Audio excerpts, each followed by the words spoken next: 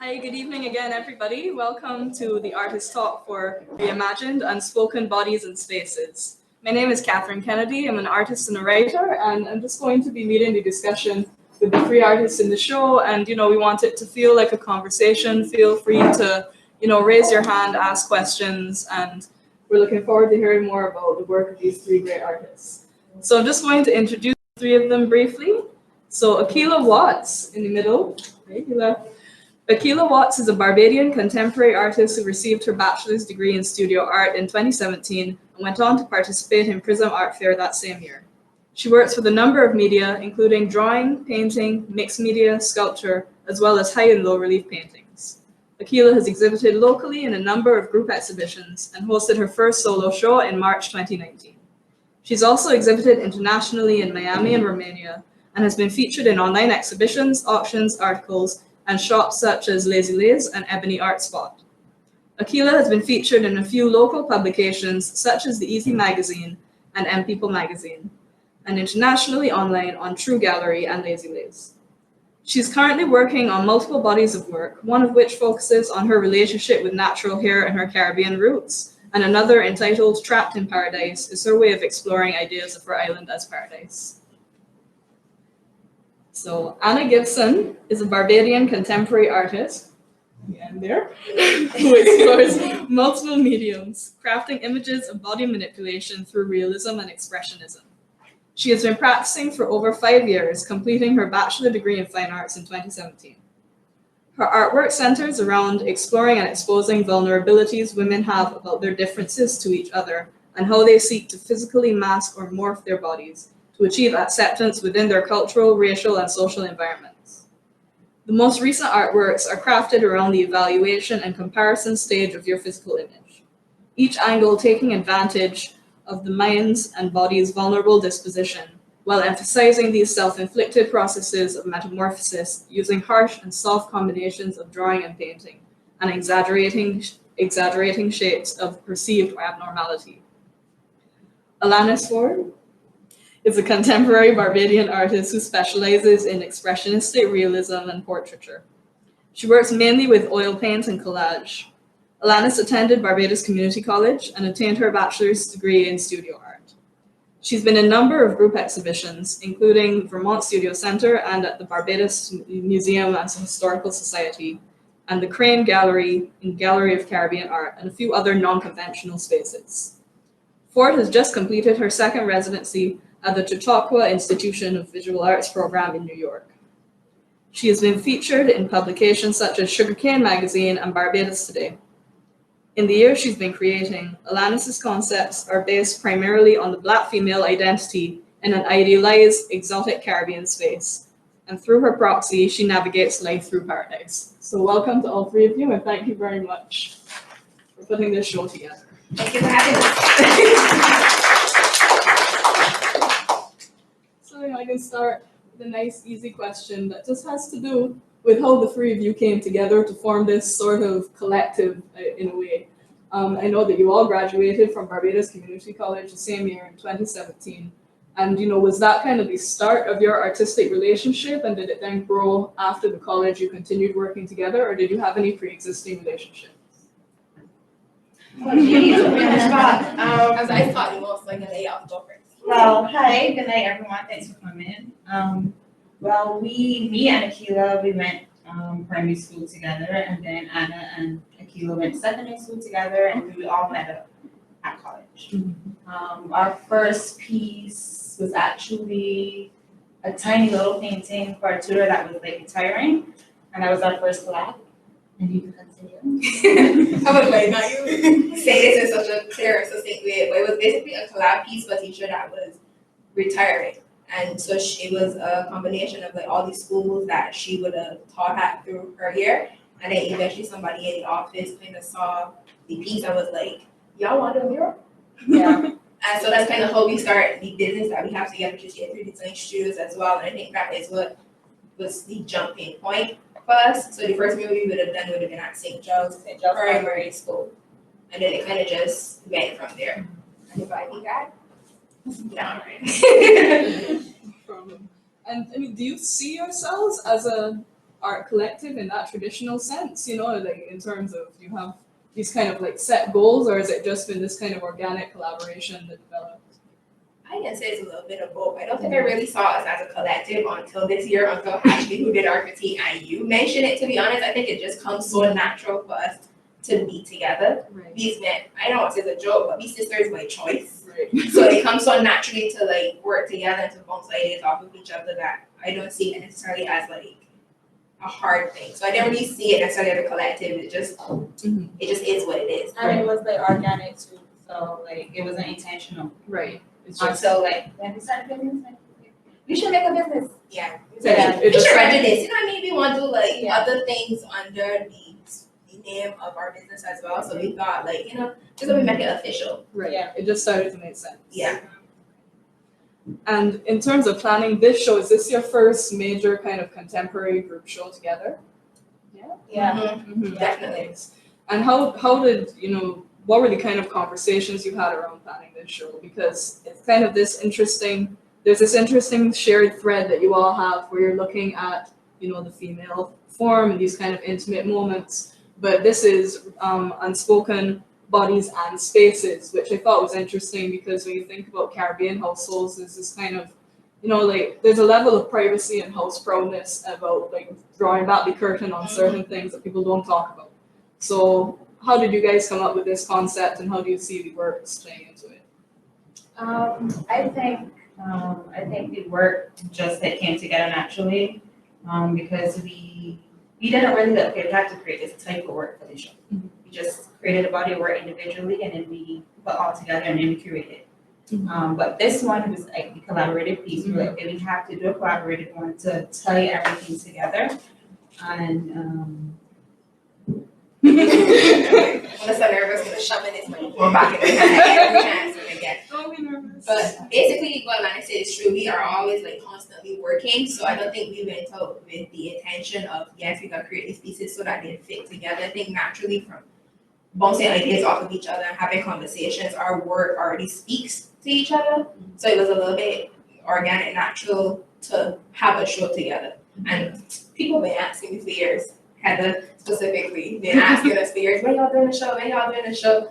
And like, we were gonna do it last year, but then obviously COVID, and then this year again, COVID, and then the volcanic ash hit, and it was just continuing push and push. So to be honest, like the word that you see in the show now probably would not have even been in the show last year. So I mean, it was a blessing and a curse because it gave us time to develop our work a little bit more too. We probably wouldn't have seen half the things that you're seeing now. No pressure. We get into you, Anna. Don't worry. Single question. So another thing in terms, you said this is about your interrelationships with one another, but your work also uses a lot of tropes and imagery that speaks to like a much wider, Caribbean and to narrow it down, Barbadian experience. So Akilah, I wanted to start with you with an individual question. So your work, of course, it stirs up a lot of nostalgia through the use of patterns, foods, hairstyles, imagery, and all of these things are very easy for us to relate and kind of transport us to a different kind of mindset when we see them.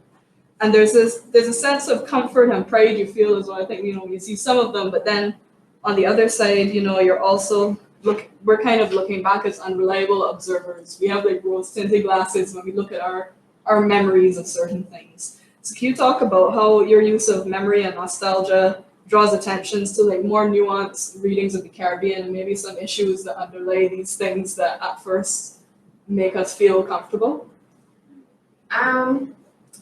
I assume you're talking about the Beautifully Braided series, which is the hair stuff. Beautifully braided, and I have to say I love the piece there with the hot walls. I mean, that just took me right back to the canteen at school. I'm not gonna lie, and there's just these familiar kinds of nostalgic. Yeah. Yeah. Okay, so I guess I gotta go back to talk about how the whole series kind of started because I was dealing with a lot of cultural symbols and imagery while I was in school finishing like my bachelor's. And then I was just like, what, let me just paint some hair stuff to kind of like relax and not have to be thinking like, why are you using this shade? Why are you using this color? Like basically explaining every single decision I make about my art. And then once I left school, I was like, honestly, both topics could be tied into one to be a stronger concept. So this series is kind of how like that came out of that development basically.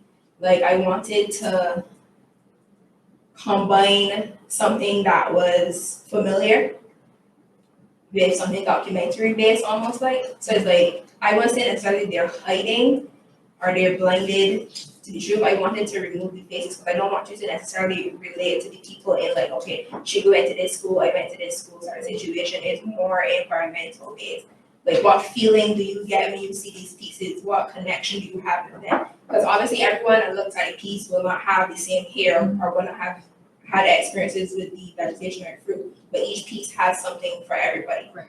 And then it was last year that I think I developed the Moments from My Other Home series, which is an expansion on the hair pieces. So I started to look at the patterns, less like a pattern or a fabric and more as an adaptation for skin, almost looking at it as the people of the Caribbean becoming a product for consumption. So like when tourists possibly come here, they look at us as a yes sir, no sir, yes ma'am, no ma'am. We're not necessarily the individuals that we've been raised to be. We're more something, a product, if you will. I mean, and that idea of consumption, before I have another question for you about kind of the mixture of the broader Caribbean context versus a very personal kind of edge to your work, like bloodlines, and when you have these ID pictures that are all, you know, these very individuals named after people with dates and so on.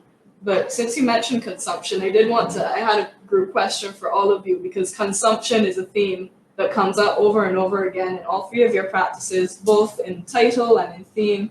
So I wanted you to maybe let us know more about your thoughts about consumption from two sides. So as the Caribbean being consumed, but also what are we consuming as Caribbean people and how that feeds into what you make? I think from our standpoint, I think we are consuming a lot of the English-speaking Western world, and we are losing a lot of, again, this sort of imagery, and that's why I thought it was important to have it documented, because I think even in agriculture, as different plants are cultivated and they change, you won't see the same species in another 10 to 50 years. So I want it to be a reminder of that almost. It's almost like I put a pause on our culture, kind of trying to get it, what's the word I'm looking?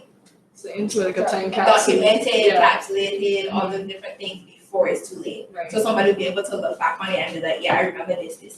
But even to this day, like, yeah, we've even been through enough years that we know like tea time wrappers don't even look the same no more. Right. Pills don't look the same anymore. Shirty biscuits don't look the same anymore. So when we have our own kids, they probably might not even have a shirty biscuit that look like ours, or they might not have shirties at all. What? You know what I mean? So for them to look back and have that, I think is important, and not just using the imagery of the palm tree and the witches to define what the Caribbean is. Really more personal kind of Yeah. aspects.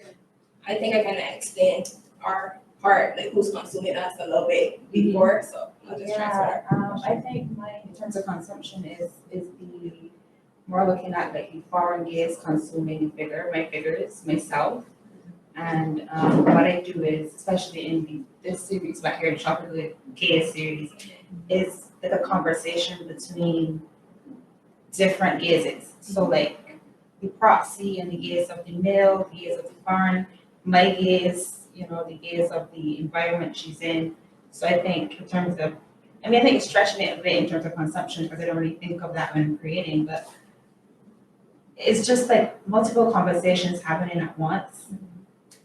And yeah, I got anything to say. Come through, Anna. This was actually what worked. For my pieces, I guess, my girls mainly consume materialistic things. Like that's their main focus, you know, looking at different things they can buy and add to themselves in order to become whole or become a new version of themselves. So in that sense, it's all about pulling on all these different things that you keep buying and using for adornment and whatnot. So in that way, it will connect to my work. So I'm just going to jump back to Akilah again with that question about the very like personal, almost familial side to your work as well.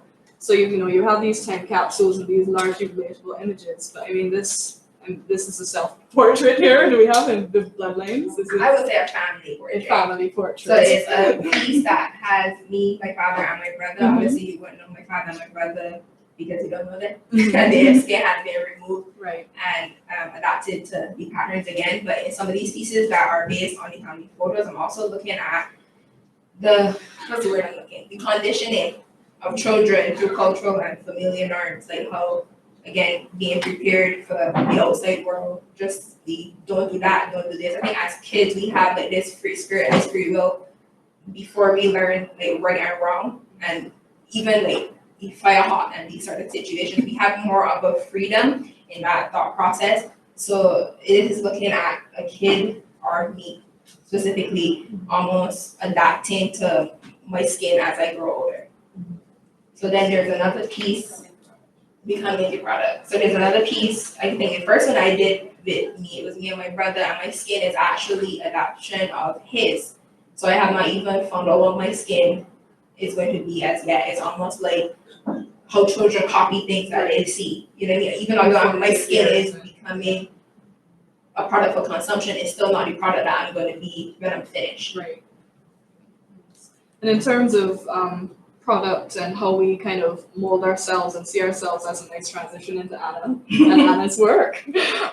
Because, I mean, your pieces, Anna, they evoke a very visceral reaction, I would say, when you see them. You see, these very, I mean, it looks painful to look at, like when you see these, what women are doing to their bodies, specifically Black women in this context, and the measures that they're taking to conform to this like ideal that exotifies and sexualizes women. But I mean, amidst how in pain you must be to do these things, there's a kind of an assertiveness and confidence in the stance of many of the women that you paint as well. So I just want you to talk a little bit about that, like that push and pull between between having agency in your own skin and your own body and your choices versus feeling bound by external expectations and standards. Well, with these, it's always from the perspective of kind of them looking at themselves. So even though yes, the other is looking at them, it's always from a personal point of view. So I did look in the mirror. They're trying to exude the confidence that they're trying to gain through doing all these different things, and then I could see beyond the different scarification, the different things that pulling at them, the scar, the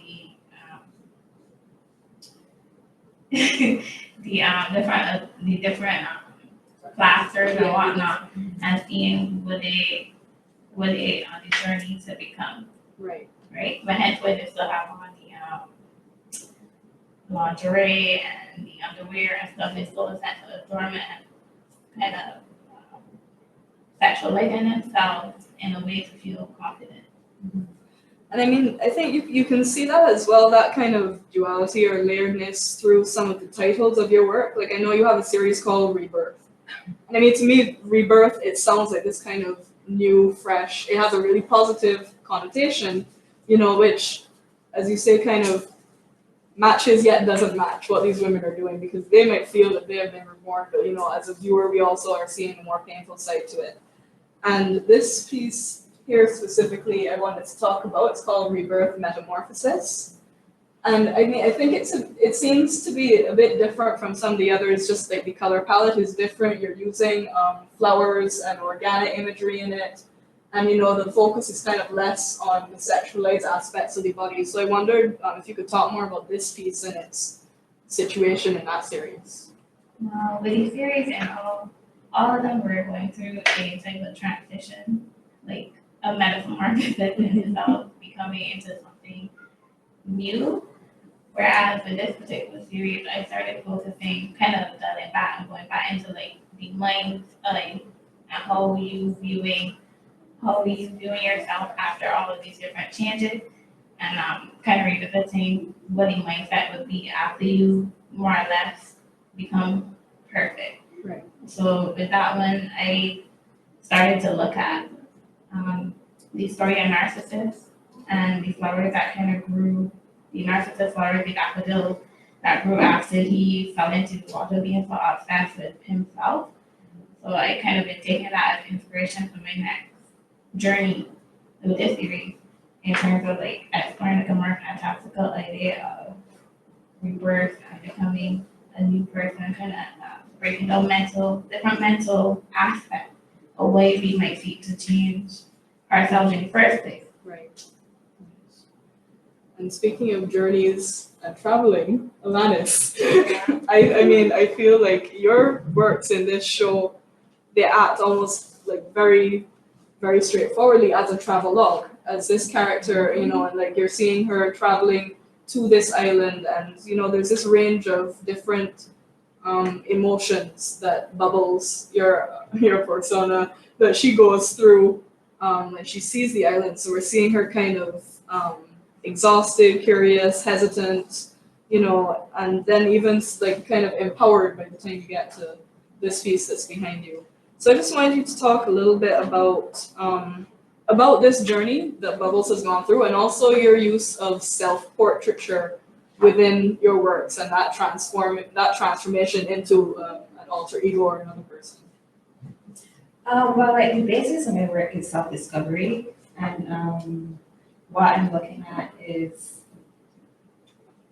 like what it means to live in a paradise space, like a space that others vacation or like escape to. And I did them through these proxies, like these blue dotted figures. And the first one I ever created was named Bubbles. And she has like blue hair and like red lips.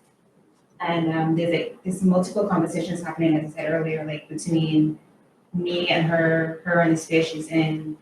And for this series called The Rival, it's about, I'm looking at the ocean as like this baptism, like this like birth, like like you go in one thing, you come out another kind of thing.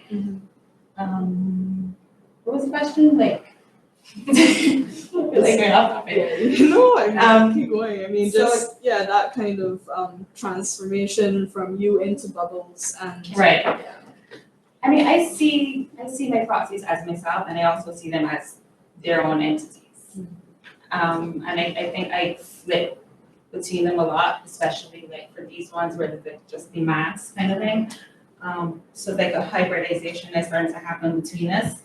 And usually when that birth or that transitioning is happening, I'm wearing distress in particular. It's almost like a uniform. Yeah, and I'm starting to like experiment with glitter, and like I like the idea of using glitter because it looks different at different angles. So like it's creating illusions, which I'm trying to do with these like landscapes that I'm creating, like almost like a mirage kind of thing, especially in this piece. Yeah, because I was gonna speak about this piece as well. I guess in this piece, you know, the uniform is off, but you are fully transformed Right. into Bubbles, and it's interesting because even though like she's kind of standing almost confidently and proud within this piece, she's also simultaneously camouflaging into the background. So I don't know what your thoughts were around that. Kind of, the more you become Bubbles, The more I become the background. Well, Bubbles in particular, you know, my characters are people here, they originated from my portfolio where in college. I was looking at dancehall queens and like their, you know, freedom and their sexuality. And so for this one, I wanted to like embody her characteristic and look back at the dancehall queen and the way they pose and the way they're like so free in their self. And I wanted to, I don't know if I was like consciously, you know, making her disappear. Maybe that's me doing it, but she's fighting against it. So maybe that's that conversation happening, you know. Right. Yeah. I mean, and you mentioned dancehall and this kind of embodying a persona, and I think that to an extent that's something that all three of you are doing. You're kind of, there's this performative aspect to your work, with, you know, there's like glitter or glamour and, you know, makeup and masking. So I just wondered if you could talk a little bit about how you see like the use of masquerade and performance. Like, is it you know, in some cases it seems like armor, almost like a defense mechanism, and in other cases it seems to be revealing some vulnerabilities. So if all three of you could just speak to that. Yeah, I think I use the blue dotted figures like armor in a way, like something to hide behind, because as I said earlier, like I see them as their own, but I also see them as self-portraits. So I am not really like a very like, you know, out there kind of person. So I want to do self-portraiture, but I don't always want to use my face. So that's, you know, that's the way for me to do it without, you know, hey, it's me, my face kind of thing. So it's revealing a vulnerability and it's Yes. providing And I can't protection. hide behind it. I think the masquerade thing to me is, I think that's the perfect word, to be honest, because when I was finishing bachelor's again, I was looking at Barbadian symbols and stuff, so I was looking into a lot of folklore like Mother Sally and the Stiltman and the Shaggy Bear and stuff like that. So masquerading is a big part, I find, of Barbadian culture and the crossover culture. So I find that it's a perfect word for this verse. And I think everybody masquerades in their own way, even just not putting on a mask and a costume. You masquerade every day. When you put on your voice for your boss, and you put on your different voices for your customers and such and such and such, we put forward something in the front that is not even us. I think my work explores the way in which the outside world views us. I think as more and more pieces come out, they'll be exploring a little bit between the difference of how you see yourself versus how the world sees you. Well, if I were, I guess it kind of comes back to the same question you had before about, it was not about but the idea of, Just a yeah, my function. and like the confidence you have when Right. you change So their yourself. mask is kind of Right. the different things that they have all over them, and also the expressions and stuff that they exude is the mask or masquerade and playing on that they're playing on a show for themselves as well as the world. Right. So So I want to talk now, this is another all three of you discussion we're going forward in, because this piece here on Beautiful Captives, I mean, this is kind of figuratively and literally the centerpiece of your show. You know, you come in, your eye is drawn to it, and this is a very personal, intimate collaboration that you did. So I mean, I have a lot of questions about how you came forward to decide, like, this is the kind of collaboration we want to do. You've collaborated on murals and more commercial work, but this, seems like a big departure from that. So just how you guys felt. And then I'm going to ask some questions about the actual process. We thought about people collective. I mean, it kind of just came natural. It felt like doing the show kind of pushed us to actually go through with it. And it was, I think it comes so natural. It was like, all right, we gonna start with like an image of ourselves and, kind of approach it and we would all right, visual work. And then from there on, it was just an organic process of putting everything together, just studying the competition and whatnot. I think it was similar to doing our regular murals. Well, this time we had way more say in what we were doing. Because I mean, when we do murals for other people, they are who decide what they want to have on their walls. But this one we had a little bit more input in how we were going to pose, why we were posing this way, and such like that. So I find that I would say it was a challenge, but not in a bad way. I think it was, we wanted to take this challenge in that, like, we wanted to do something collaborative that was not based on other people's thoughts and images, and we wanted to go from our own perspective and our own work. So that's kind of how it came to be. It was like, man, let me just do a collab piece, you know what I mean? Yeah. We got a collab. Felt like that step. We got a collab, you know what I mean? Like, we don't work, we got some time. We're not even been talking about it for a little while. Let me go on. Nobody do anything. Why not? I mean, and it was fun because sometimes when you're working on your own stuff, it's like you could be stuck with it for a long time, and sometimes it starts to look ugly, so you got like, put it to the side and not, But for this piece, he was like, okay, let me put our names in a hat and pull out one, and whoever you get, you got to pick. Yeah, and then we got it right on, like, it was kind of like perfect on first try, because I pull out Akilah, she, you pull out Anna and Anna pull out me. And say, okay, we can paint each other in our own styles. And we was like, we don't know what was doing in the background at first. You know, the background was the hardest part about this. And I was like, we have to put glitter because, you know, glitter's my thing now. So it's like, you know, you gotta put glitter. So yeah, we ended up being lucky with, you know, the framing and everything. And it was like, when it's in the middle, and we don't care what we're gonna fit on the side, it gotta be in the middle. Right. Yeah. Like a starting point. But I mean, so because so much of all your work again is looking at the gaze, right? How did you feel turning the gaze on each other to like literally turn out your styles into one another? I mean, was it comfortable? Was it uncomfortable? Nobody me to start. I think for me, or from my perspective of it, I found that the styles that we use, because again, I have multiple styles that I could have used. I think majority of the styles that we used was again a mask. So when we was looking inward, we had fun almost playing. Like we playing dress up, you know, costumes. Because Alanis don't look like that, I don't look like that, Anna don't look like that. You get what I mean? Like, yes, you can see certain features that points it out to be us, but the style image that each one is painted is in a style of costume. They're masked. So I don't think it was too hard to be, oh my goodness, like, is this really reflecting what I think about them? Certain situation. I think it was that. It was more using us as a subject to transfer a different message. I think that.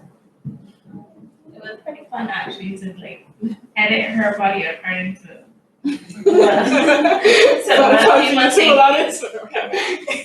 mean, doing the pose wasn't that fun, but At all. I mean, it wasn't too bad actually. But I had a lot of fun with adding on to she and whatnot. So that was probably the best part for me. yeah, I mean, we just are people that do like, you could go further, you know, we say push each other. Yeah. Yeah, like, man, I'm bossy big up there. Alanis, arch your back. Arch your back. Please, girl, get a proper photo. Right. Don't worry, Anna can sort you out. And I have a question coming in from the YouTube chat Yay! which is a reminder to everybody watching at home, please put your questions in the YouTube chat. Please. So this is coming in from Donna Haynes. Beautiful girls, so proud. Thank you. Question: how has it been in your opinion as a trio? Do you feel like you are compared to one another? And if so, how do you all deal with that? And that's an interesting follow-up from... Ooh, that's a nice question. It is. I feel like people compare us, but we don't compare ourselves.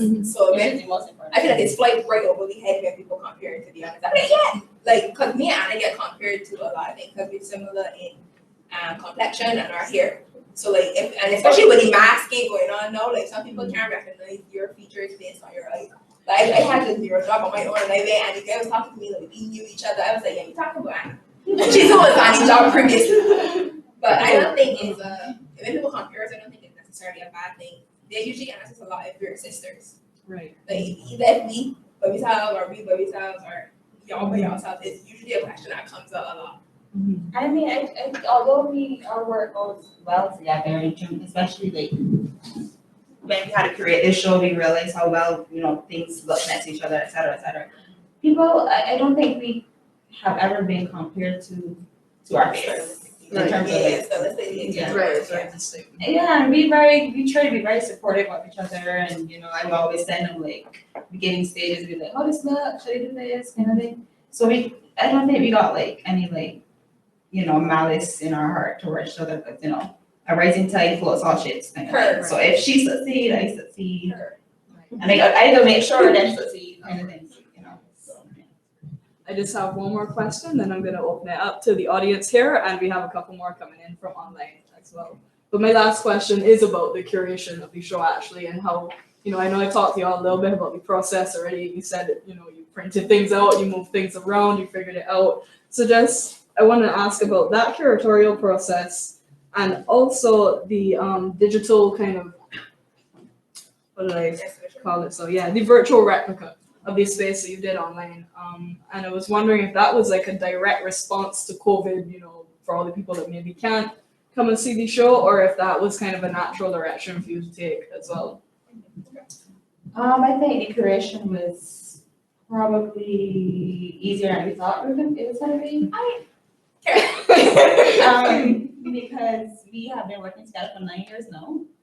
And we approached it like how we did murals. So like I could tell Akilah thinking about Akilah saying anything. So like, I know she don't like that next to that. You know. So we printed them out small and we try to keep the sizes accurate. We recreated like makeshift walls and then we put everything. The hardest part was taking stuff out because we had a lot of work. So it was like, we can't use this. It's like, no. So that's why you see some stuff over there because like, we don't have to put it in. Yeah. I was like, I'm giving y'all the sharp version. Okay, it's your turn, but this was not easy for his first. I think the final product for it was easy, but we went through the whole process. Obviously, with COVID going on, we couldn't come into the shop and just place things on the wall and figure it out. We went through a whole process of almost creating like an Excel sheet. So I was sending them, I was like, we need to go and measure the walls so we know how big the walls is. And I tried to send out like a PDF with all of our artwork sized in relation to others so that they could like kind of play around with how the space was gonna be. So almost like all three of us had our own time playing around with each other's artwork and seeing how we wanted things to go. But then as we were left outside, just kidding, as we like outside was open back up to go back outside before curfew and stuff was put in place, we kind of just set out on the floor like these 3 watercolor sheets of paper and Anna printed out like a whole set of miniatures and the artwork and we like we cut them out and was like just playing around. It's like, yeah, nah, I don't like that, I don't like this. And then the good thing was that we was kind of at my house when we did it, so we at least had a few of the art pieces to visualize, kind of like, okay, with that working for sure, we can actually see size reference. And this one was probably like the easiest one to do. So we did this one first, and then everything kind of flowed naturally because obviously we knew this one had to be centered. And then this one came, and then everything kind of flowed after that. I think I'll let Anna answer the curatorial question, and then we'll get back to the virtual exhibition portion. I mean, y'all basically said everything already. Because to me, it wasn't too hard. It was just a lot, fast to leave from work. Yeah. That's the main thing. But it was bad. Mhm. It was pretty good. The virtual process. Now, I think it was something we were talking about for a while. Anna actually had found the website Art Steps, and then I was like, well, let me add Zoe, who is the creator of Mahogany Culture. I was like, Zoe, come on, you've been doing all these VR, like, what's the easiest software? And she gave me the same one, so I was like, all right, at least I can still play around with this one, knowing that it's an easier one to start with, especially not knowing what the heck I was doing when it comes to virtual exhibition. But as I played around with it, it was easier than I thought it was going to be. But I think we wanted to do it because we have collectors overseas and people overseas that support us.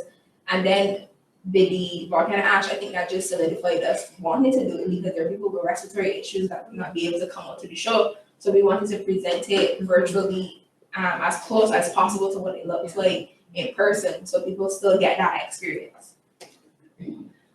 I've got some more questions from online, but I'm going to open it up to the audience first and take a couple in person now. If anybody has questions for the 3As. Or we need to think somewhere. And while y'all think, that's fine because I have some here. So I have one here from Ada M. Patterson. This is for Anna. The figures in your work seem situated in pain. How would you respond to the idea that you might be reproducing harm against the bodies of the women in your work? And how do you reconcile that? This kind of as a self, like harming themselves in order to perpetuate this. I mean, yeah, that is the main focus of it, and it is kind of perpetuating that. But I also feel like there's a reality of kind of what we're in right now. So it's basically just a documentation of what is at the moment. Even though I do want to move on to something a little more uplifting, but I don't think it's necessarily detrimental to the imagery already out there. Right. And I have one from Ada as well for Alanis. So do you think bubbles could ever appear outside of the frames of paintings and images in more embodied forms like a performance, or is it important for bubbles to stay sealed within the image? I have been thinking about doing an installation like in a gully, painting my body and bring her to life. But in terms of performance, I don't think I got the guts to do that kind of thing. But it you don't want to do it for me, you know, I can hit you Got you, up. got All you. right, we got It could be a collaborate. collaboration. Right, all right. I also have a question here from Jaden Ward. A question for all three of you. What countries have you not visited but would like to visit? Ooh, Alanis, because you always pressuring the travel question. So you should start with that. Where we want to go? Everywhere. London before we 30. Well, we want to go back to Italy. Yeah. About 30 seconds. So sorry. We want to do, yeah, we want to go, you know, different countries in Africa. We want to go everywhere. We want to see everything. We be young. We still got time. But if COVID behaved, then, you know, we could go. If COVID had behaved this year, we would have been in Miami in December last year, Yeah. to be honest. Because we went to New York year before and we was like, let me just make this a once a year thing, you know? And then we were gonna hit the Miami Art Week, and then it was like, you thought. So I think maybe possibly Miami might be the next one. Okay. Maybe December. Maybe December. Fingers crossed. Yeah. Don't blight us again. Fingers crossed.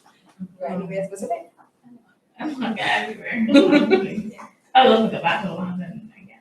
London? I feel that we didn't fully get it. To explore, yeah. As much as we wanted to. London, and Anybody in the audience? Hi, Therese. Hi, Katherine. Hi, Rose. I think I might have asked you before, but I feel compelled to ask you again. There's a great preoccupation with the gaze, the foreign or the male gaze. And that seems what you're all sort of defending yourself against. And yet, when we see your collective self-portrait, you are still, in a way, hiding behind these performative identities. So is there, as much as you seem to be implying that the male other or the foreign other cannot truly know you, it's almost as though you're saying also that we are not knowable. We are. Is there a comfort in this performative identity as well? Is it that you do not want to be known? I did hear your explanation, but it doesn't seem to me that you are not asserting something else than what it is you think they think about. Right. I think I would say I answered this question, but I touched on it a little earlier with the idea of exploring this series a little bit more. We'll be examining the way we see ourselves versus the way others see us. So I think it's a developmental process. Like right now, I agree with you in terms of the gaze being focused on what other people see. So I think as the work continues and we continue to explore, we will look less at what people think of us, and more what we want to portray and what we think of ourselves. Or me specifically. They have to speak on their work. Well, I started this work like a year old. I mean, it progressed pretty quickly, but especially after reading your critique, I was not consciously doing it. But it is something I want to explore, and you know, I don't know if it's something deeper within myself that I'm hiding, or maybe I do question all the time, am I like starting to perpetuate the same imagery and stereotypes? So like those are questions that I do want to like explore and research some more and move forward from. But not to, you know, give the excuse that it's just a year old, but it is a year old. I'm sorry not to cut you off. You finish. I think that is why we asked you to critique as well, because we wanted outside opinion. Because I mean, it's only so far you could get with hearing the same opinions over and over. Yes, that helps you develop, but you need outside voices. So we were feeding off of each other, yes, and we obviously can give each other honest opinions, but it's only so far we can go as well because we know each other. So we wanted an outside person to come in and be like, honestly, this is what I'm seeing. Is this what you meant? Do you want to push it a little further? So honestly, thank you for questioning our work and for giving us something to think about, because we can only grow from there.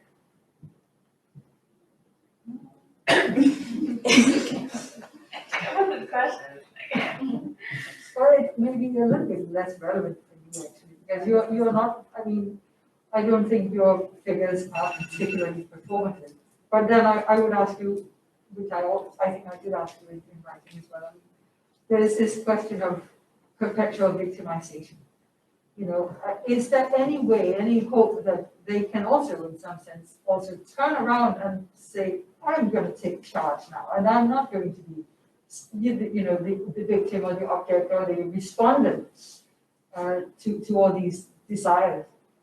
Yeah, in a sense, they are kind of taking charge in their own way, even if they don't realize that, they are somewhat confident in their changes. Like, it's a natural human process of change and work towards work, even if you're not physically working, kind of try to evolve yourself all the time. So in that sense, they are somewhat taking charge of it. But I do want to move on in terms of like creating a kind of like a more fantastical space that I feel like we as women can kind of look forward to as well, in terms of like and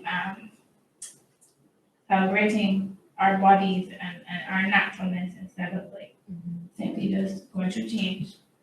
I mean, like, it does raise the question of like what is agency and empowerment. You can't, I guess you can't say what that is to another person, even though we can look and we can say this looks very painful. If they're looking in the mirror and feeling good about themselves, there's a lot of layers to it, because it might be coming from negative influences, but you can't prescribe what empowerment is to another person. So I have another online question from Ada for all three of you. Could you tell us a bit about the artists that have inspired you and your work? Well, for me, one of the first artists I think that I've inspired is probably Johnny Powell. And from there, I had another Caribbean artist that I looked at a lot during school, during ACC days, Shoshana Weinberger. She did like this pinup series with like a more satisfied type of version, using different adornments and whatnot. So she's another one that I really like at the time. I have three. I would have to say Georgie Minnea. She's a Dominican, she's a New York-based artist of Dominican descent. There's also Moral Descent, who's a Haitian,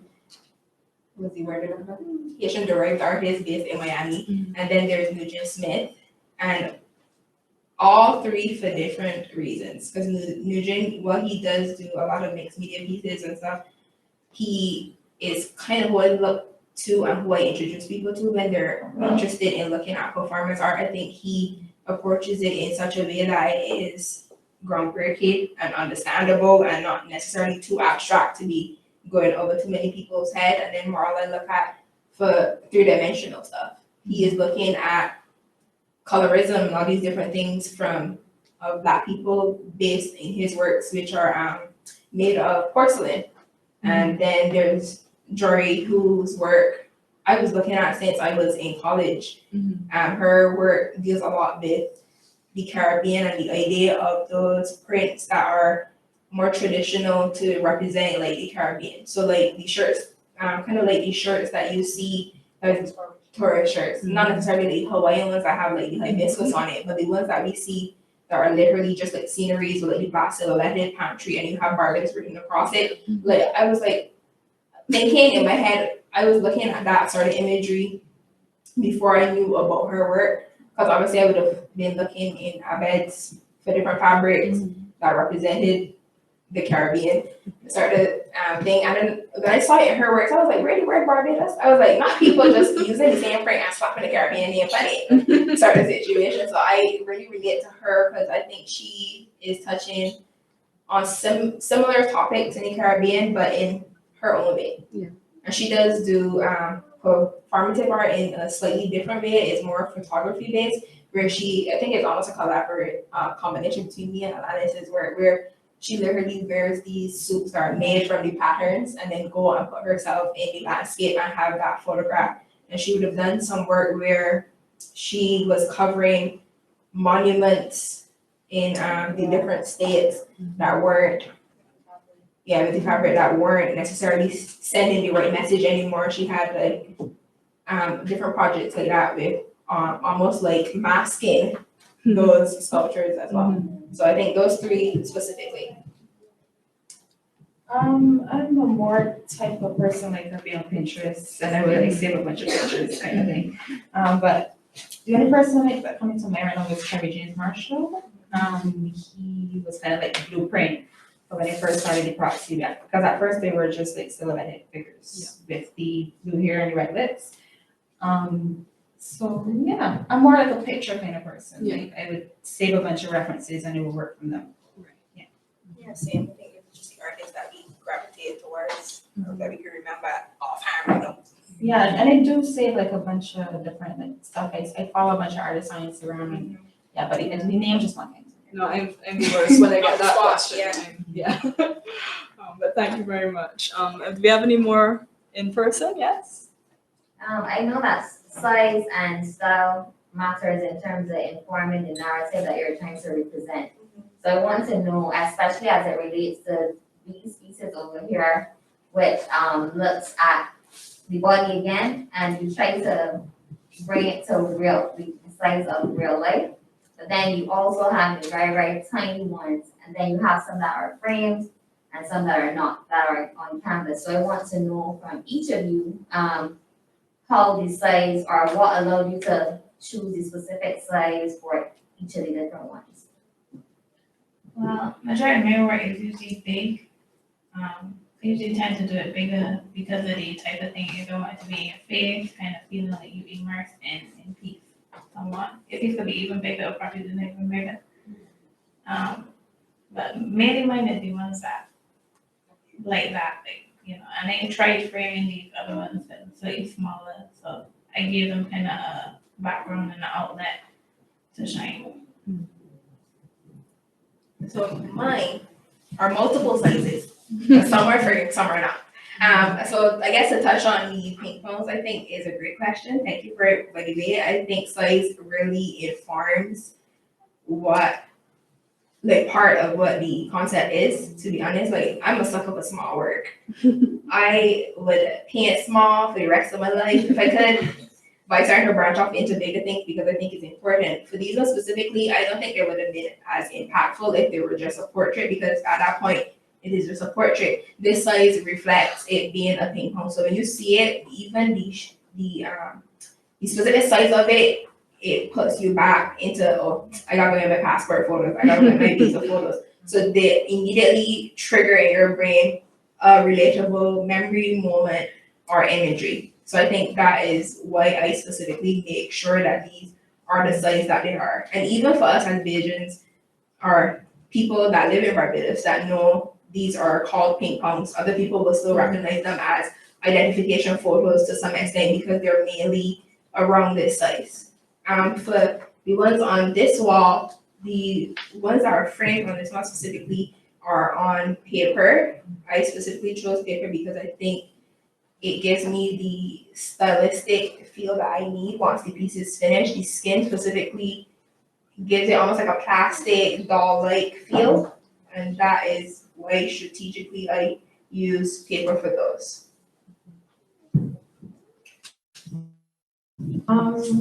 These works, I view my work as small, although some people consider big. Because especially during college, my portfolio pieces were like 6 by 8 feet. And I think like doing murals on walls that are like 11 feet, 20 feet has really like informed the way in which I work and how big I want to go. But I'm very like OCD when it comes to, if I start one painting one size, every painting in that series will be the same size. So like every painting in that series is 30 by 48. Everyone in this is 30 by 36. But I do want to work bigger, but I need a studio. It's because I work in the corner of my room. But if I had a studio, I probably would do pieces like half the size of this wall kind of thing. Because I'm trying to create like these paradisiacal landscapes. So I want people to be able to feel like they can walk into it kind of thing. And I think I want to start doing installations. So like people actually walk into them eventually. I have another one here online from Jaden Ward. So do you think Barbados has the potential to be greater in terms of the visual art scene being showcased internationally? Yeah, I really. Yeah. I think there's always like potential, and I think it's starting because of social media and because of quarantine. Everybody was at home, so everybody's on their phone all the time, and I think yes, it's up to the individual artist to market himself, to push himself, but I think we should push each other as well. So like I always try to like share other Barbadian artists' work to my stories because I know there are particular people looking at my page. So like, you know, as I said earlier, like a rising tide floats all ships kind of thing. So like help everybody out. Yeah, I think that's something we want to go into as well as we develop our business. We want to provide opportunities here because we do feel like we have a platform, no matter how small it is, like Alanis mentioned, sharing stuff online because we know certain eyes are on us. But also eventually with our business, we want to be able to provide residencies and stuff for artists here because there is so much potential here, but there's no eyes necessarily on some of that potential. So we try our best with what we have right now to get them there, but eventually we want to push them even further. I think we have the potential, but you just need the people with the potential. The infrastructure isn't there. And to push it a little bit further, to not say, yeah, here and do what you want with it. Sometimes people need that additional push and that additional working together. I think we need to create a community that is not reliant on, yeah, as an artist, I just home painting and more on, I could message anybody at any time and get advice or get help or just hear a little bit of critique on my work. And I think that also branches off of supporting other people. Of course. You know what I mean? It's not only I doing work and I'm home and I feel like nothing going on, but are you also putting in the work and going to other people's shows and supporting other people because they might not know about you as yet either. So it's a little bit of 50-50. You got to put in work, but I think people with platforms also have a responsibility to help. And I think we're seeing like the impact of that, of like, you know, whether you call yourself a collective or not, or like that kind of community spirit and, you know, different artist-led platforms, different artists pushing one another's work, trying to curate group shows like within our networks. I think that, you know, it is happening slowly, the change is happening. So, you know, it's good stuff. I have a question from Regina Best. Hey girls, is there a place for exploring male figures within each of your series? Okay, now you're doing I mean, mine got named. I feel like I'm the only one that actually got named today. Okay, Akilah. Initially, I was thinking of veering over there, but then after a while, I was like, this is from my perspective as a female, as a black female in this particular space. I was like, I feel like reaching too much if I want to reach into that area. So I didn't bother to do that. I've thought about just making a joke about obviously men before, but I've also thought about reaching over into the male gaze by having sit-down interviews with actual men that I want to have as the subject of my work because obviously I can't speak on their experience. I think that's why sometimes females are the easier choice or self-portraits are the easier choice because you actually have the subject present as you're painting, as you're informing your work. But I do want to eventually explore other people's narrative, not only males, but also other females besides myself. Yeah, I have been thinking about giving my proxies, making them into couples, if that same sex, or giving them a meal. So I might start soon because I have been thinking about doing a new series about, having bubbles alongside Taurus males. So, heard it here first. Stay tuned. Yes, we have another for the audience. Yeah, I want to commend the three of you for coming together to work together because as we would know in the art spaces, there are a lot of divides, right? And it's very good to see three Black young women work together. Yeah, right? And it was very interesting to see, or I would say uplifting to see the three of you work together on a historic building, which was the post office, and to do such a large scale. I mean, it was terrifying at times to see you guys up on the scaffolding and doing that. But I want to say that it really speaks to the next generation coming up to see three young women at the forefront of such a pivotal art piece. And I want to, Okay, now you hyping me up. so I want to know I want to know what, if you guys are looking at doing more murals across Barbados or across the Caribbean or internationally. But we might be doing some internationally, but we can't say it yet. Let's say, but not say. Yeah, look at you, all these little teasers you drop in there. Just a little taste, you know what I mean? Thank you. That's all I can say. Thank you very much. I still get my ears from being up when I was happening. Oh, we all had that discussion. I say thank you, but it's like not hyping us up for 5 minutes straight. I think the goal for us too, or one of the goals, is to show a positive female relationship as well. I think it's always the assumption that women do not get along, which is not true. So I think we just trying to produce a living example of that females can get along even if you do disagree, you understand each other's viewpoint, even if you don't agree with it, sort of situation. Yeah, but finally we don't always agree, but we just gotta be respectful. We don't, but we're like, if you want to do it, go ahead. This is my doubts about it, but we can let you live your life, and if you need help afterwards, then you could come. Honestly, Yeah, it's just like, be you know what I mean? honest. I can't like hold you by a leash and tell you, no, don't do that, because you're not my child, you know what I mean? So I think it's just being respectful of each other's views, regardless of if you believe in them or not. For sure. Do we have any more questions from the audience or? Good afternoon. Hey, What good other evening. mediums have you considered telling these stories? You're not digging into these sketchbooks. Well, I know Alanis, but we were thinking of exploring like sculptural or more installation type of work. Well, I consider myself multidisciplinary, even although this year painting really was hitting forefront, to be honest. But usually I would be going from painting to drawing to sculpture to this to that. But I usually go with whatever I think the series and the concept deems necessary. So I've done sculpture before, and it's something that's been in the back of my mind, trying to figure out how I can get certain things in place. So again, Barbados, the resources, like certain things you can't get easy access to. So sometimes you might have an idea and you need to almost put it on pause or be like waiting on the perfect opportunity to present itself in order for you to continue on with that particular subject. But sculpture, and I would say with low relief, because it's not necessarily a sculptural piece that I'm thinking specifically, but something that is three-dimensional, if that makes sense. You already got. Yeah, and I got a couple of figures, Mother Sally figures. Have you got questions? I'm wondering where you have them. I didn't know that you were going that way. I mean, Anna's work is so three-dimensional. When I walk past that part just knocks me flat.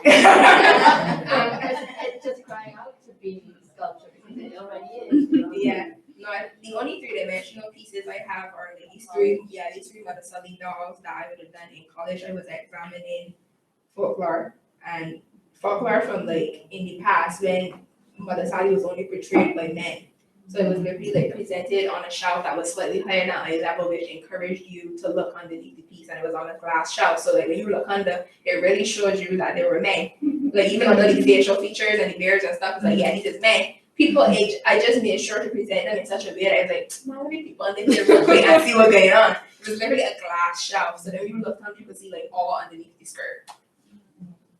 So what's holding back with sculpture? I mean, if you're thinking sculpture, you're saying you can't find materials and you don't have the space or? No, that's what I was saying. Let me not say sculptural. I would say something three-dimensional. So it's Right. almost like I want to examine my patterns as fabric and see what I can make out of those fabrics. So there's a lot of different avenues I'm looking to explore, whether that is recreating almost like shaggy bear with my own fabrics, whether that's creating new shirts, which is the interpretation of some of those same tourist shirts we were talking about, whether that's presenting some of the fashion designers in Barbados with the fabrics to see what they can create out of that. That kind of collaboration is also something that I'm looking into as well. But fabric is the main thing that I'm trying to figure out how to facilitate, because print is expensive.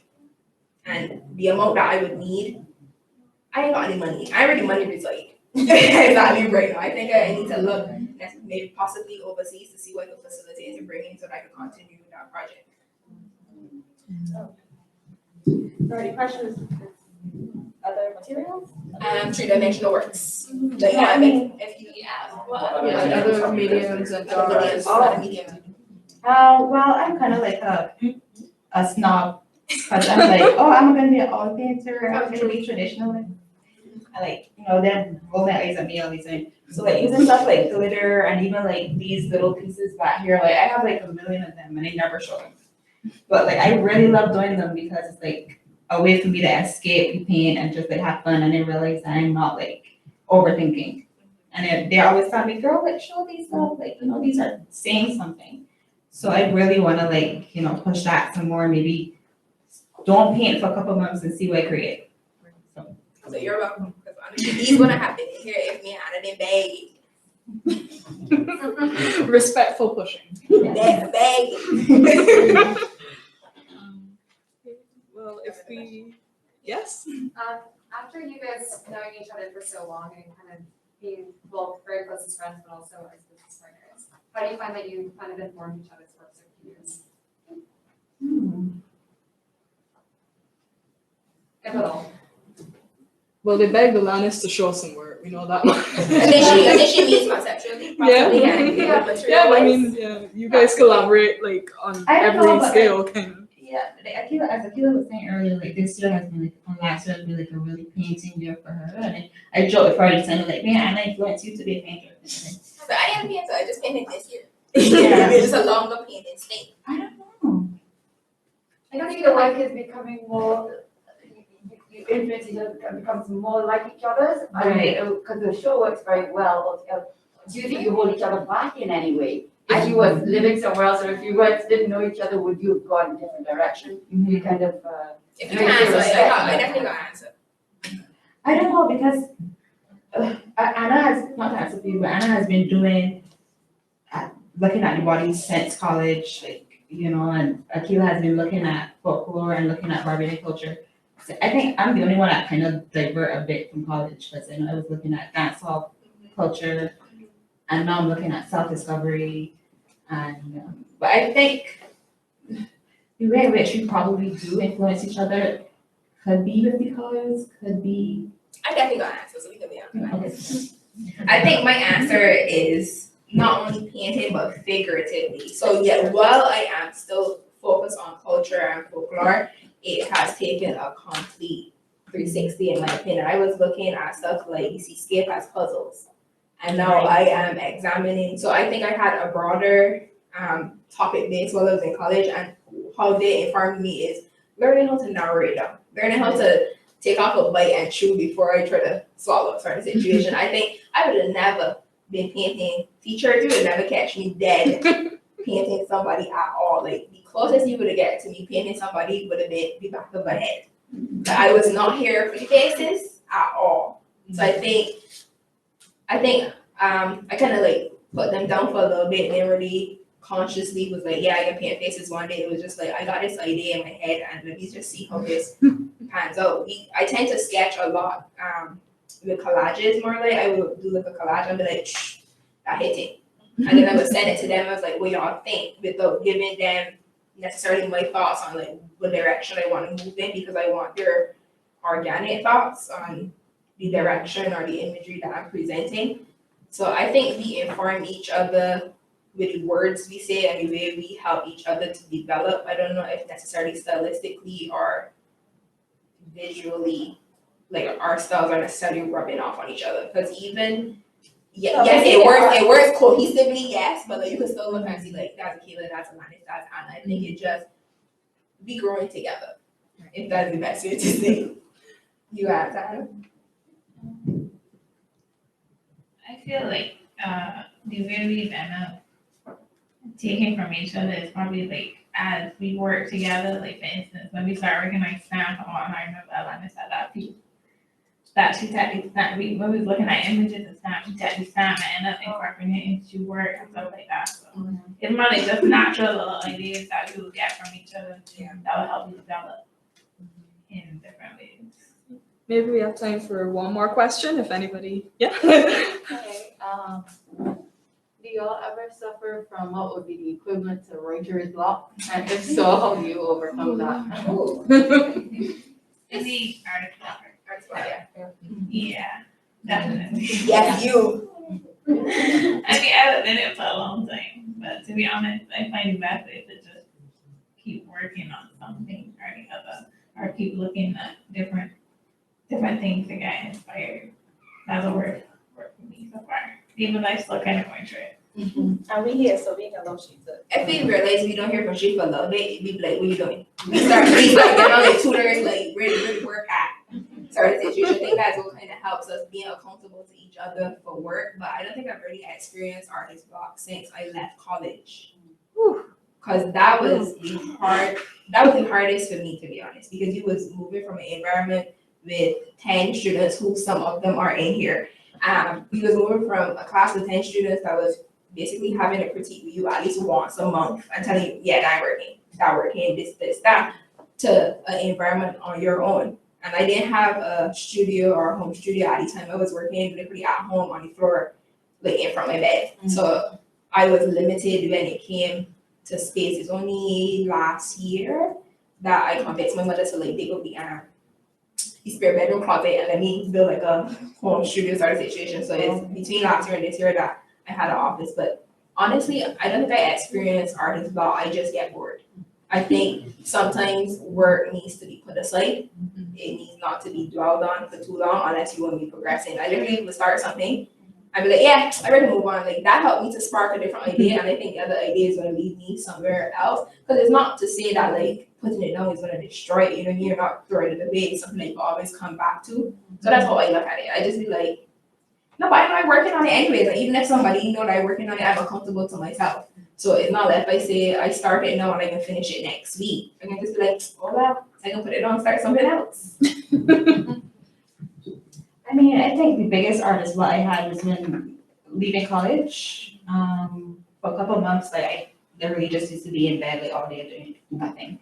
But I try to, if I have artist block, I try to write a lot. I don't like to sketch, so I write. And I don't think, if I start, I can't do what Akilah does. Like, I can't start something and be, oh well, one time. If I start something, I'll finish. I would never finish it. And usually like for that painting took like 2 weeks. I work pretty fast. So like I have to work to this finish.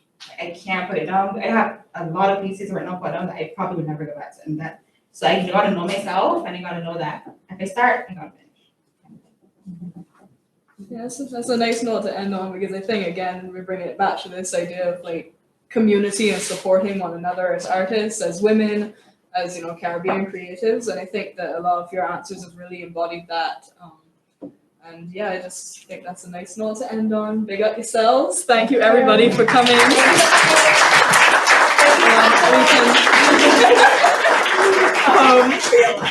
We can all continue the conversation as we close up. And remember that tomorrow, if anybody is free, Frame and Art is having their spring pop-up shop here from 9 till 5, so you can pass through. And there'll be some really great jewelry and designer pieces from Barbadian makers and designers on show. I will share as well.